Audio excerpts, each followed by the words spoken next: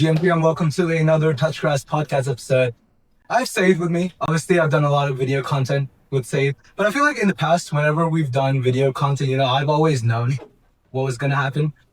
This past month, I've been completely unaware of what's going on with the Wormhole ecosystem, so I wanted to get Saeed back on to talk more about, Sunrise. We'll talk about Wormhole stuff, and we'll also talk about Mayan stuff. But Saeed, first of all, how have you been, man?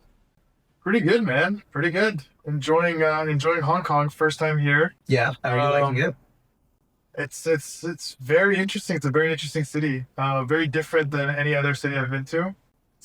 In what way? I mean, just so many buildings. The water, the mountains, the culture, the language, the food. Have you had the roast goose yet? No. No. So what are we doing? Yeah, I haven't had that. I have had some food here, but not that. Okay.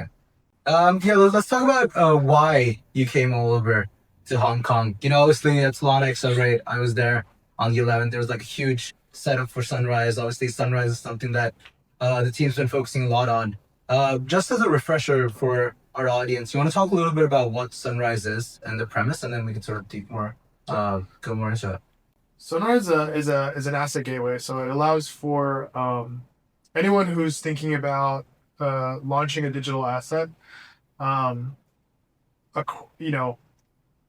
across the entire crypto landscape, and is really looking for distribution, expansion, trying to reach new communities, new token holders. I think Sunrise is a really good fit. It really handles that for you if you're trying to tap into the Solana ecosystem in particular.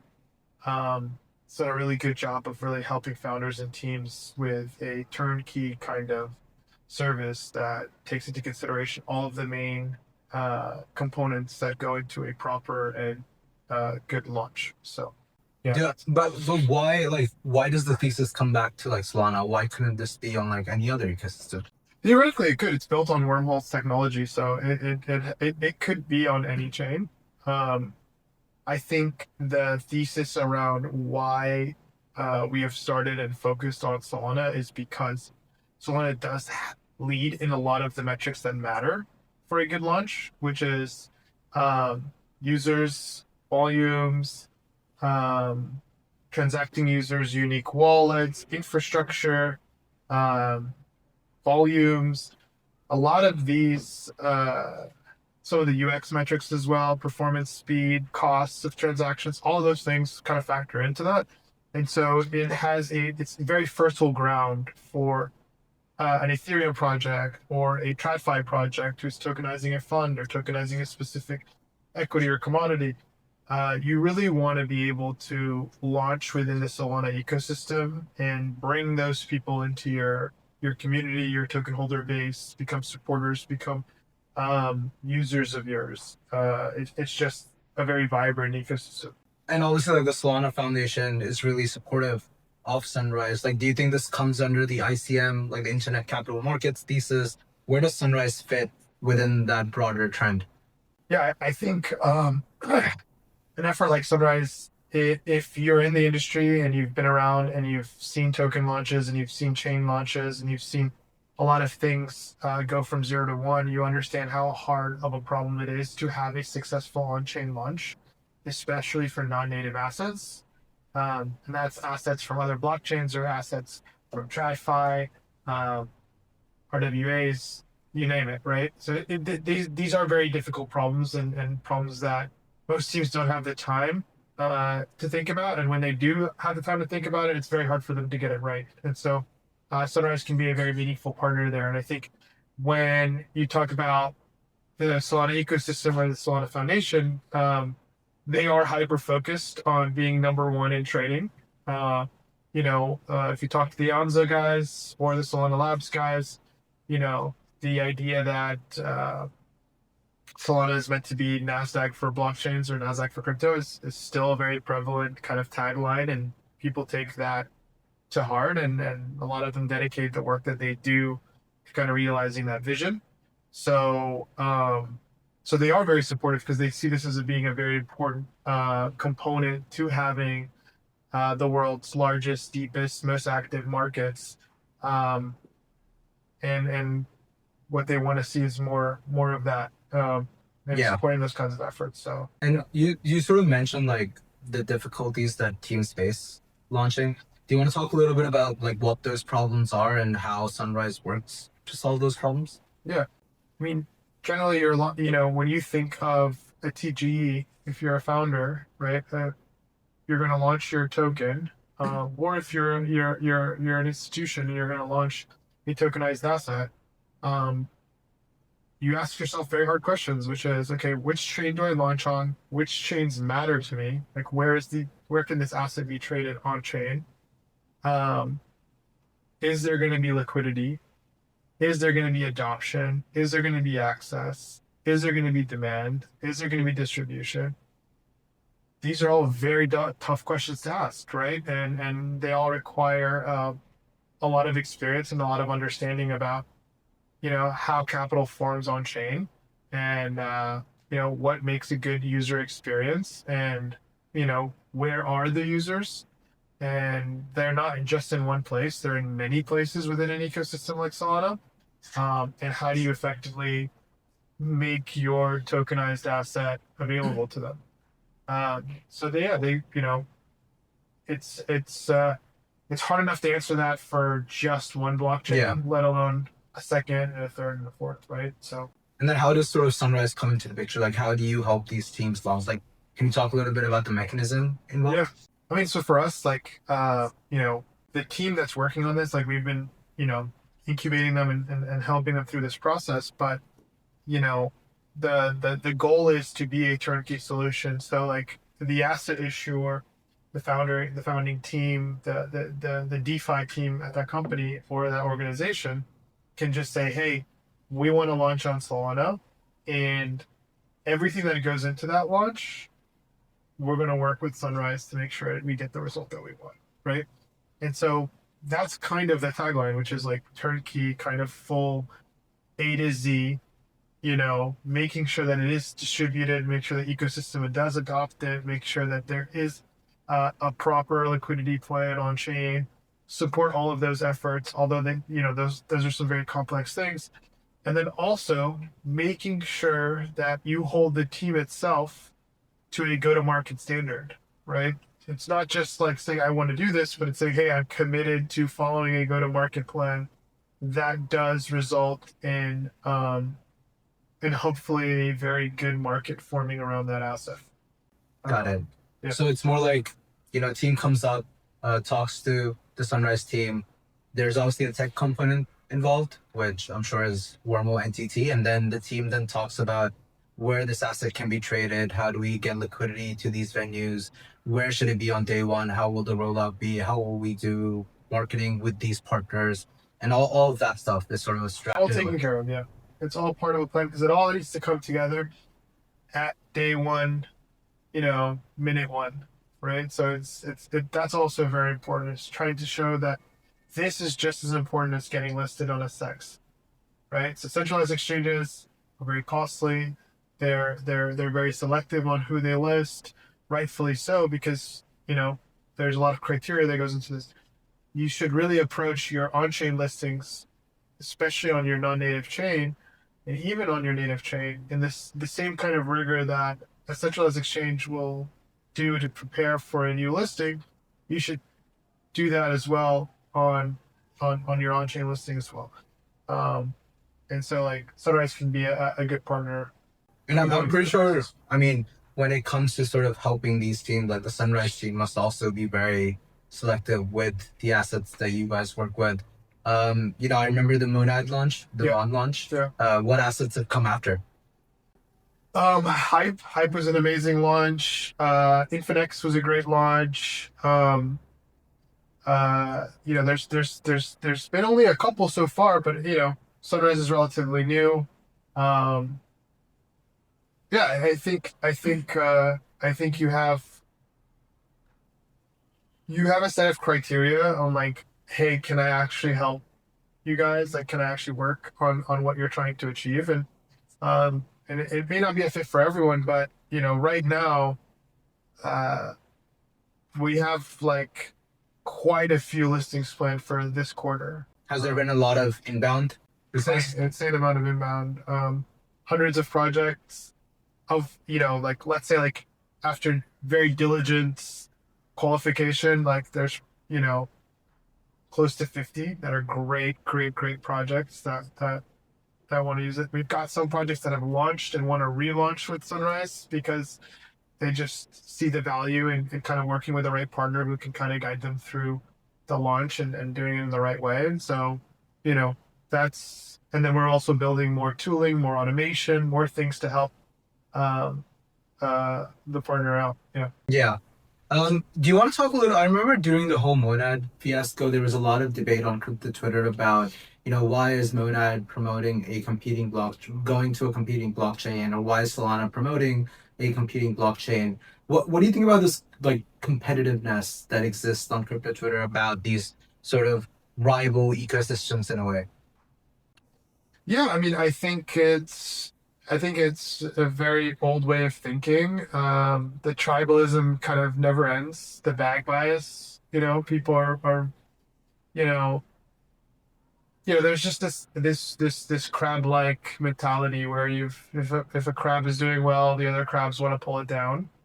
Um, and so yeah, I think a lot of the criticisms wasn't coming from within those communities. It was coming from other communities that were other tribes that were left out of that. Um, I think that's changing. I think for founders who are really like building something real and they're really mean to compete on product, on execution, on the things that matter that actually make a good business, good organization, good network, good, whatever you're building. I think for them, like, you know, the tribalism is a little bit gimmicky, right? And that stuff really matters if all you care about is narrative and Yeah. marketing, right? But if you want to, hype doesn't have to do that much, doesn't have to pull anyone down, Yeah. right? Because they're just like, look at my numbers. Solana doesn't have to pull other people down, right? You can criticize, you can critique, you could call shit out, you can do that kind of stuff, call stuff out. Um, but you don't have to have this like tribalistic mentality that's net negative and it's just, compete on what matters and you can be extremely competitive. You can try to build you do everything to win, but you don't have to resort to like we don't like them because they're different. Or, No, that makes sense. And I wrote an article about this. I compared the Solana ecosystem in Sunrise to globalization in India in the 1990s. So yeah, basically, what happened was before the 90s, like India was a very closed economy. yeah, Not a lot of foreign investment was allowed. Multinational companies wanted to come in, had to pay huge taxes to come in. And then the liberalization policy came about where they were a lot more open. And, a lot of economists have said that that's what has grown the Indian economy, where there's so many multinational companies, giving out jobs. There's so much abundance in India now in terms of resources, and that's been a direct contributor. I feel like the way that the Solana ecosystem has been approaching asset listing and their way to sort of become the trading layer is the way that they move forward, where you see a lot more transactions happening on Solana because there's just a lot more to do yeah. on Solana. And that sort of summarizes what Sunrise aspires to be for Solana. Yeah, I mean, look at the city that we're in right now, Hong Kong, right? Financially open for many years. It allowed, a very small city to, punch way above its weight class, um, simply because it was open, right? And it competed based on its value propositions. The East doing business, the, the legal rights that companies had here, you know, they did those things and they were saying like here we would like to compete on the global financial stage or the global economic stage on the merits. What do we bring to the table? um, and I think blockchains are very similar to countries or economies, right?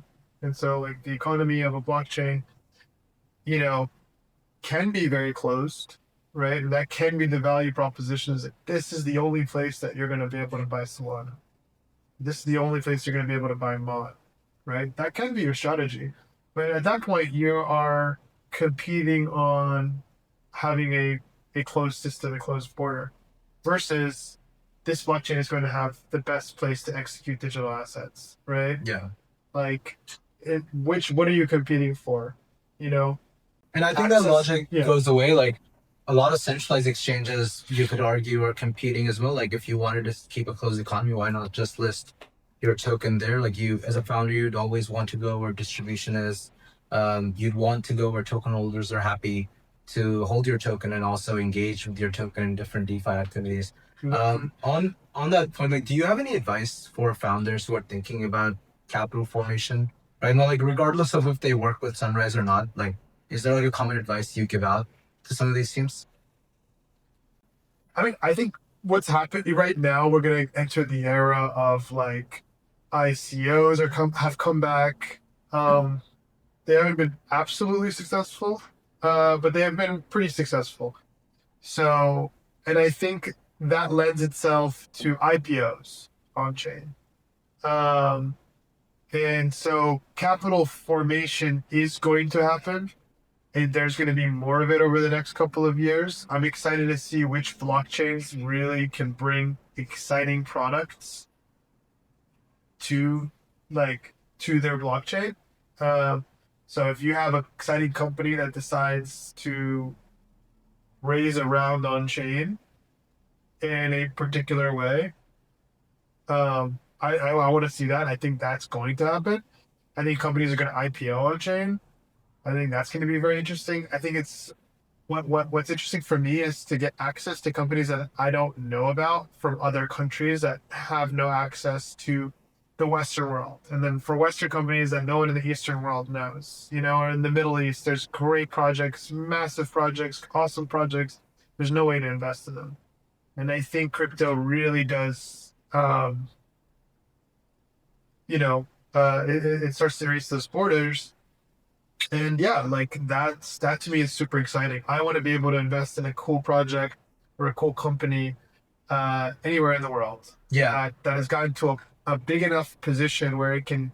It's no different than a token launch because you have to do something worthwhile enough to generate enough mind share for it to be relevant. Yeah. That's when a market can form around that. That's when you can actually, have a successful capital formation event. And I don't think that needs to be limited to crypto. I think all the same principles that token projects have to go through in order to have a successful launch.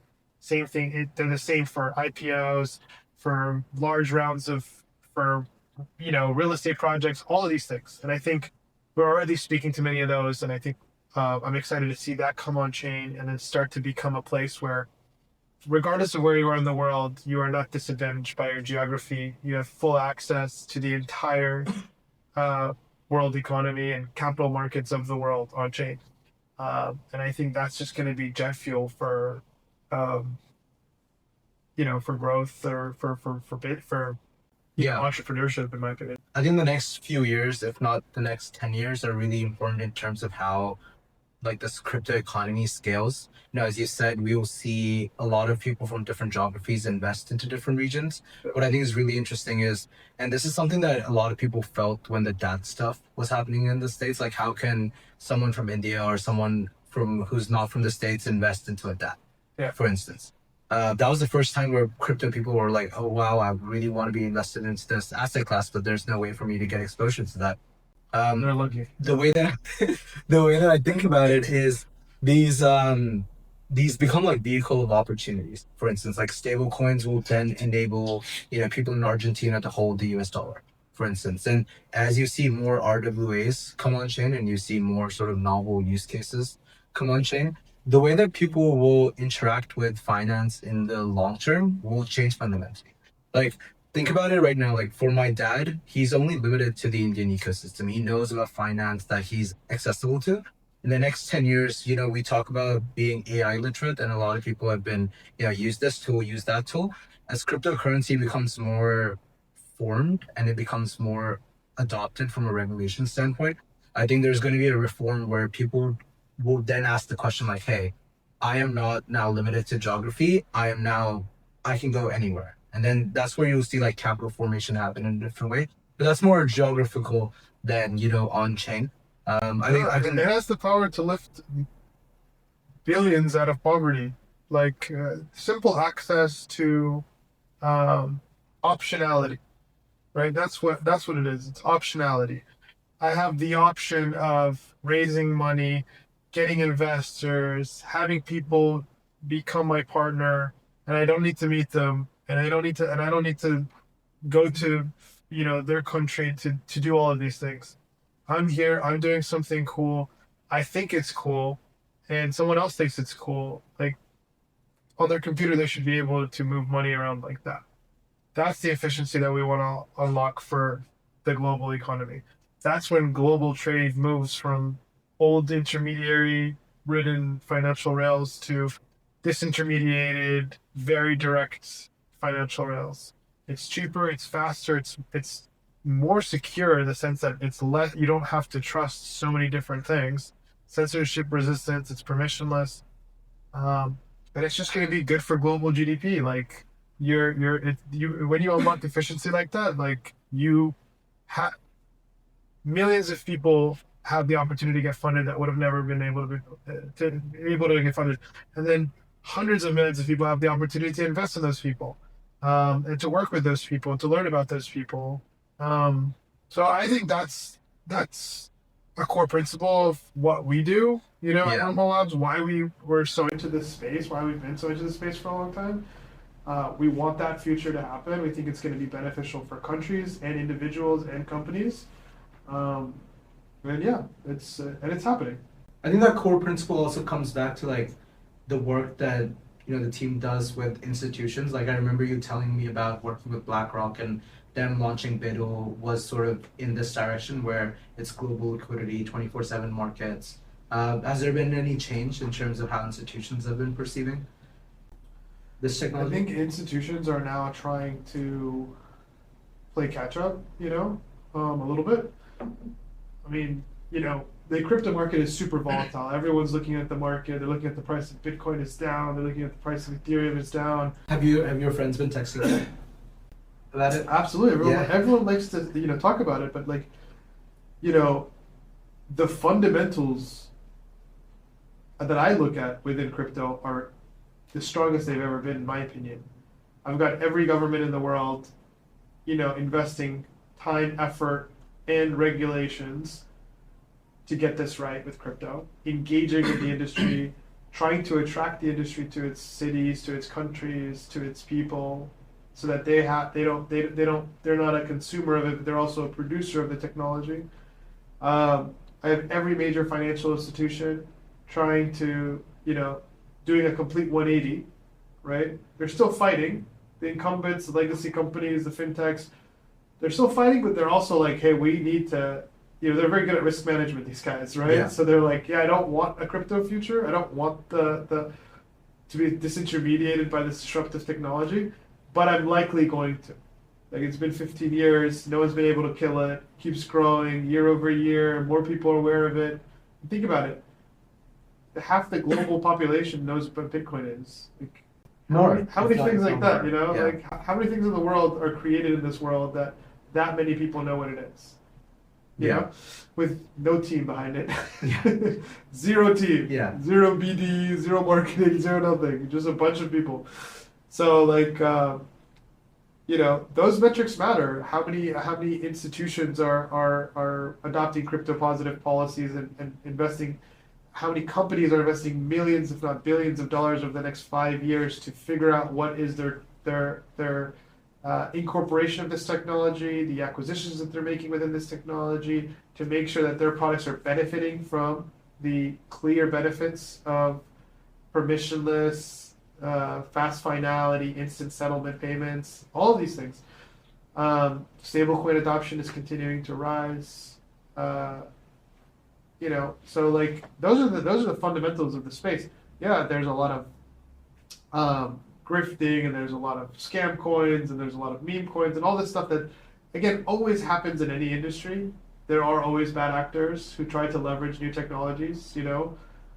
People using the phone to trick people and scam people. People to use websites to trick people and scam people. The underlying technology, the fundamentals of it, is that the adoption is growing at an unprecedented pace. It's never been higher. So, from my perspective, that's what we're paying attention to, and that's what I'm excited to see what is 26, 27.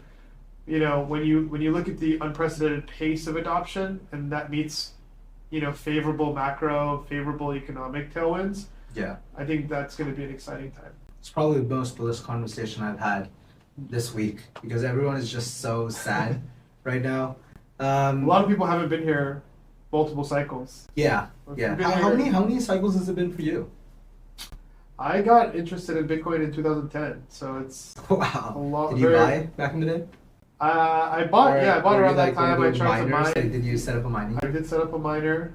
I set up a miner on a Mac, Okay. on an iMac. At the time, you could do that. Yeah. So, but yeah, I mean, many cycles, many you know, and Does any Yeah. part of the previous cycles feel similar to what we are right now? everyone is different. Everyone is different. Everyone feels like everyone always thinks that's the end. Yeah. That's Is it. that a Crypto's common dead. sentiment though? Like every Look, time. like Bitcoin is at what, 70K, 80K. Yeah. I don't even know what the price is today, but like Bitcoin is at, and they're like, crypto's dead. Yeah. They're looking you dead in the eyes and be like, that's it, man. It's Yeah. the beginning of the end. I'm like, okay, maybe you're right, but I can tell you that the data shows as long as you can make it from one cycle to the other, the market generally rewards your presence. Yeah. You know, So like none of that like pivot to AI, pivot to robotics. no, I'm not. I think there's a convergence, right? You're looking for convergence. You know, if I was working on websites in 2000, I'm not gonna pivot to, you know, hardware, right? Yeah. Like I'm looking for hardware and software. I'm looking for, you know, paying for my Waymo or my Uber with my stable coins and, you know, not having to use an app. I can just tell my little device, hey, do this. Yeah. Give this driver And a a more $5 a tip. more Hong Kong appropriate example is no more going to the shop, giving cash, and then getting Octopus Pay. Have you done that? No. Yeah, I no. don't do that, no. Apparently, you get better forex rates on that. That's what someone told me. But it's sort of the same thing, right? Like with stable coins, you just have unified access. Yeah. Like you'll have like a Hong Kong dollar stable coin, and it'll just become under the hood where you can just, you know, forex rates will get better. But sort of Tell coming my back- robot to go get my food, you know, go find me the best burger under $10 within, you know, 500 meters of my apartment. There's a convergence right there. There's Yeah. money, there's AI, there's autonomous decision making, there's obviously crypto for payments, you know. You know, this is a little bit science fiction-y, but you know, 5-10 years from now, the components are there. is this It's something up you to- think a lot about? Like, I look at less pivoting, more convergence. yeah, You know, how can AI interact with new financial rails? I mean, crypto is designed to be money on the internet, right? It's designed for agents and for AI to use it. It's the most efficient way, right? Have you thought- Banks are not designed to do that. They're horrible. There's a Yeah. horrible interface, right? it's horrible for someone to open a bank account. So And even in transact in it and understand, you know, like the best interface created for an AI future is, you know, verifiable permissionless contracts that tell you exactly how to interact with them. Very cleanly you spec'd out API designs. Like that's what we've been building for the last 10 years. And so I want to see that convergence happen. Robotics is the same thing. Like, you know, yeah, I mean, a lot of people talk about robots paying each other. I mean, sure, that's fine. But the point is that I'm no longer limited to the digital space. Robots are a way for me to extend my purchasing power, my financial financial abilities, and yeah, and AI allows, you know, for that to happen. Now I can enter the physical world. I can instruct, you know, physical things to do things that I wanted to do. Right? I mean, even look at the stuff that we're doing for cross-chain, you know, all this intent-based stuff. I mean, intent-based stuff is really like the first building block of, I have this, I want this, yeah. right? And you know, as that kind of progresses, it's just really like, I want this. You figure out how do I get this. And I was going to get to that. As sort of the interop space grows and this AI application world grows, has there been any change in strategy how interoperability should be connected with AI agents? We're seeing AI agents consolidate to certain ecosystems, like the Solana team is doing something, the base guys are doing something, the Mayan guys are doing something. Has there been a shift in terms of how we want to position this technology for AI agents to use it in the future? I think the first thing we have to understand is what is the use cases for it, right? You know, and I think before that, or maybe after that, in order for those use cases to actually get adoption, you need to solve the security concerns, which is like, I barely trust myself on chain with my own money. Yeah. Let alone am I going to trust an AI agent with my money, right? Yeah. If you think humans are easy to trick with phishing attempts and spam links and all these things, agents are even easier to trick. Yeah. They're very stupid. They can read one thing in a document and completely like disregard all the rules that were set for them.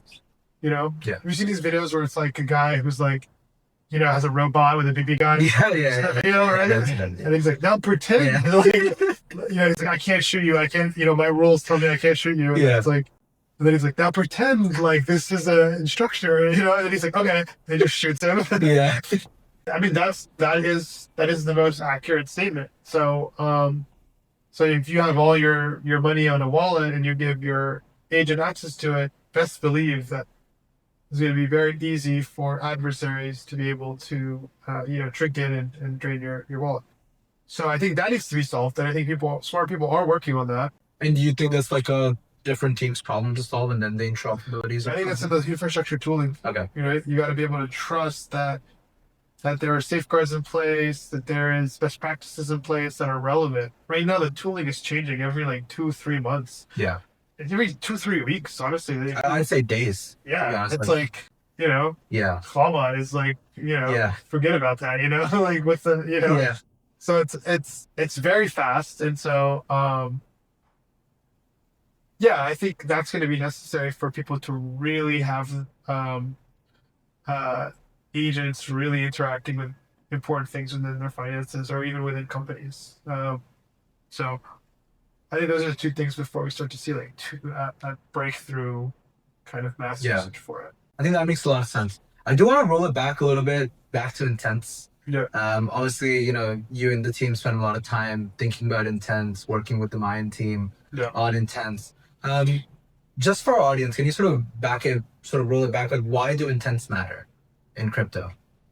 That's really matter because it's a form of chain abstraction, and that's nobody wants to care where they're at, which blockchains their assets are on.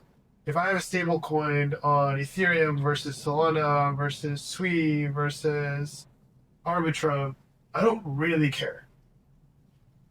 What I want to know is like I have $1 or €1 or $1 or one, anything, right? Yes. And so without that kind of chain abstraction, right, which is like, okay, I want to go buy this thing, but it just so happens that merchant or that venue or whatever it is that you're doing is on a different blockchain from the one that you have your assets on, you shouldn't really care, right? Yeah. You should just be like, I want that thing. And then the system should figure out, okay, you have this, I'm going to swap out of this to this, I'm going to bridge it, I'm going to send it over here, and I'm going to do it very fast and very seamless. Without your input is not necessary. All you need to tell me is, what do you want? Give me your intent and I will serve it. And so we're doing a tremendous amount of volume with that. We're serving, many customers with that. We just had a record day, I think last week, 230 or 240 million. I saw the Mayan team tweeted out about that. Yeah. And it was really cool, So that's going to continue. And that's going to get even more better, more complex, behind the scenes, more simple for the user, more powerful for the user. Yeah. And I think Mayan's like a really great example of, an external team that's just been supported by the core team in terms of just enablement, and you see them doing astronomical numbers now.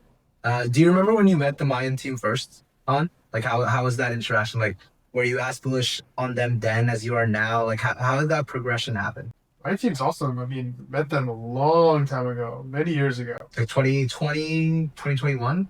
Probably 21. Okay. 21, 21, 22. Maybe 22. I don't know. It's been years. Yeah, I mean, those guys are just hungry, you know. Anyways, that team has always been ahead of the curve and has always, understood what this industry needs and what users really need. And they've been hyper focused on that, and they've been able to stay ahead of the curve, compete, do really well in terms of pushing the space forward from a technological perspective, and solve a lot of very hard problems. And so we're happy to work with them, and we're happy to support them, and they've been really good thought partners in terms of how we build the underlying infrastructure, how we contribute to the Wormhole stack, the stuff that we release so that developers can use it for free, and open source stuff. Like, there's a lot of builders in this space that we take a lot of input from. Yeah. And we really want to make sure that they think this is a smart idea, this is good. And they're definitely one of those teams. That makes sense. And I heard a rumor on the street that there's like Mayan 2.0 Yeah. coming out. Is there anything you can share on that? I think it's going to be a big launch for them. I think it's going to be something that,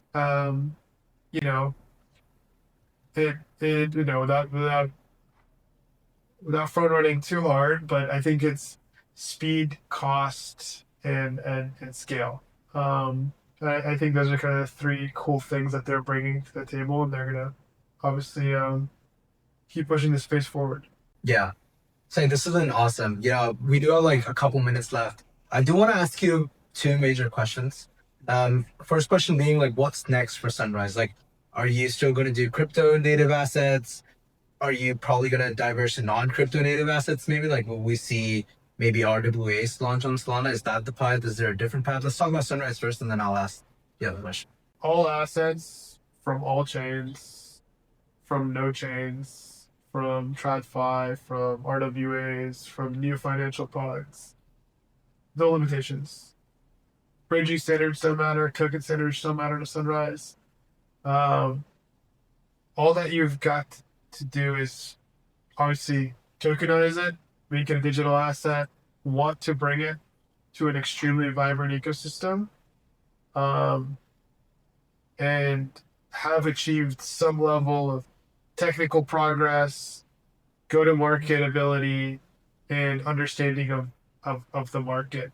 And if you have those three things, and they're very clear to see when you kind of assess a team and a project, then you're a perfect fit for Sunrise. Awesome.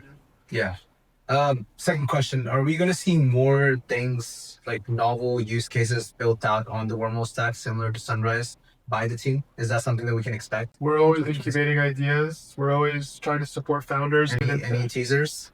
Not yet. No? Not yet. Okay. But I can tell you this, like, we have a rich history of supporting the Wormhole ecosystem. There's many, many apps. There's hundreds of dApps that are built on top of Wormhole's infrastructure. We've supported so many of them. Many of them have turned out to be very, very successful. Some of them have failed. Some of them have pivoted. And so we have a very rich history of incubating projects, supporting projects, and we're going to continue to do that. We've had a lot of success in that model. Awesome. All right, last question. Where do you think the interoperability space goes from here? Obviously, a lot of different competitors are doing a lot of different things, maybe converging out, a lot of them doubling down. Some there's in the Mayan team who aren't competitors, but they're an interop partner who's doing different things. Where do you think the interop space grows from here? And what is going to be your focus this cycle or the next couple of years? I think the interop space is at a very, very interesting time right now. I think that piece of infrastructure is very core to succeeding if you're competing on trading. It just is. And I think what you're seeing across the space is a lot of verticalization, a lot of consolidation. And there is ruthless competition starting to form between incumbents who are competing for trading and understand that is the biggest market for this technology, and the winner of that is number one. There is going to matter significantly. There are new entrants coming in to compete for that very valuable pie, and then there are new partnerships and new acquisitions that are forming. Uh, Interop is just a core component. If you want to do that well and you want to be able to do well, you need a trusted interoperability piece. It's core to your asset strategy, your market depth strategy, your liquidity strategy, and your growth strategy. And those who have that, I think, are going to be in the top three. And those who don't have very strong interop Yeah. ability, or it's going to be hard for them. So better tech, cheaper fees, quicker bridging, and more volume. Ability to support any market, any asset from any chain, anything that's on chain or off chain. All of that requires a very deep understanding of consensus finality, token standards, liquidity, brand and security. Yeah. It's not an easy problem to have. And so I think teams that do have a very, very tight relationship are going to do well, and the companies that don't are going to be kind of like, competing with one hand tied behind their back. Yeah. All right. This has been me with Saeed at Consensus Hong Kong. Saeed, I know your timeline's like extremely busy, and I know how founders have to rush through at each conference. I really appreciate your time. And I'm very excited to get you on as always, and we will always have you back on the show. Thank you so much. Man. Thank you so much. Thank you.